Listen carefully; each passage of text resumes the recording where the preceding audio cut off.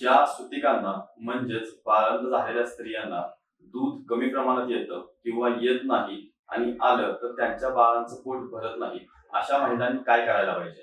तर त्यांनी दूध जास्त प्रमाणात प्यायला पाहिजे. मांसरस म्हणजे चिकन किंवा मटनचे सूप प्यायला पाहिजे. जेवणामध्ये उडीद, नारळ, अंडी, खोबरं याचा समावेश जास्त प्रमाणात घ्यायला पाहिजे. जवस जेवणामध्ये घ्यायला पाहिजे. यासोबतच अश्वगंधा पाक, शतावरी कल्प, सौभाग्य शुंठी पाक, बाळंत काळा अशी औषधं जर पोटात घेतली तर याने खूप चांगल्या पद्धतीने दूध वाढतं.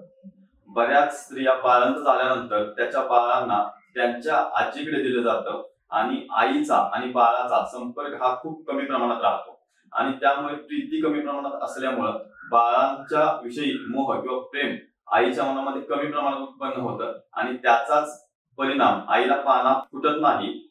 जर आईला बाळाच्या संपर्कात ठेवलं तर याने खूप चांगल्या पद्धतीनं आईचं दूध वाढतं.